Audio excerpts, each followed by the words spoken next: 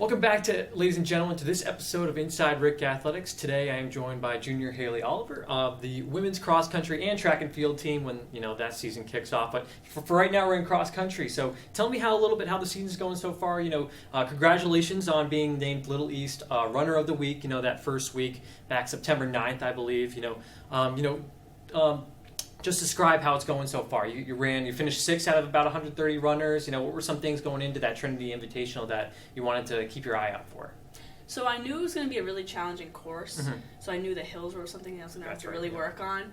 But we've been doing hill workouts, so I had that confidence going into the race that I knew I could handle the hills. Yeah, it's good. I talked to Ben Lockwood for the men's team the other day. He said, Trinity was pretty hilly and it's a pretty difficult course. But, we're looking ahead to this weekend, September 21st. You guys are at UMass Dartmouth, which a little bit easier, I heard, a little bit of a flatter course. For sure. What's some things going into that one that you're looking for? I know it's going to be a subject of the topic for the Little East Championship because you guys will be racing there as well. So it's good to get a little heads up and stuff like that. What are some ideas that you're going to have you're telling yourself going into this one? So I know we have the schools that are in our conference are going to be in this race. Oh, nice. So it's definitely a good indicator of where I am right now in the season. That's good. And it's also a very flat course. Yes. So I'm looking forward to seeing a time drop. That's right. Sure. Yeah. So coming into this season, it's your junior season. You're experienced a little bit. Is there anything you're telling the younger runners in your group, and any sort of advice that you learned later into your college career that you want to get to know or to tell them now? So I've been working on telling everyone just to be positive, keeping a positive mindset, and that transition from high school training to college training is difficult because we start incorporating lifting, and some of the workouts are a little more challenging. So I've been just trying to tell everyone to give it some time to get used to, and we also have sprinters that are doing cross country, so that's very challenging for them because they're not used to this mileage or anything like that. Right. So. Yeah. I have a brother who runs out in Bloomsburg University in Pennsylvania. He's a decathlete, so he does 10 events during the track, but he also works out with the track and field or the cross country people. Excuse me. Running a little bit of distance, trying to get your mileage up, trying to get in shape really for that track and field season. Speaking of getting in shape. With the off season, just passing by through the summer, what are some things that you look for going into this off season? From July till early August. So I'll be honest with you, my training throughout the summer, I really wasn't going high into mileage. I was high 30s, low 40s, and now I'm at 60 miles a week. Oh, nice. So I was just keeping it at a steady. Yeah, steady consistency. Steady consistency, That's right. Yes. So I wasn't really trying to hammer the mileage too early on, just because I wouldn't want to be burnt out by October. So. Yeah. What would you say? Is consistency really the key to cross country? Is there sort of a whole bunch of different factors that play into really?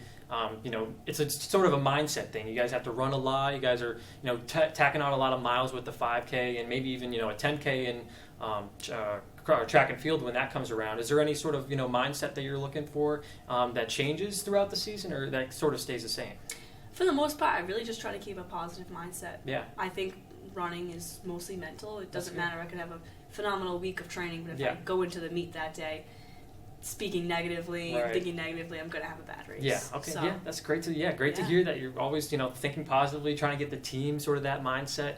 A couple little fun questions here, sort of end the little segment that we have on Inside RIC Athletics. Is there, one place in the world that you'd want to live for the rest of your life? You can say anywhere in the country or anywhere in the world, my favorite place on Earth is Cape Cod, but I wouldn't want to live the rest of my life. I took a trip down to the British Virgin Islands one time, and I really liked that. So is there any specific place you have in mind?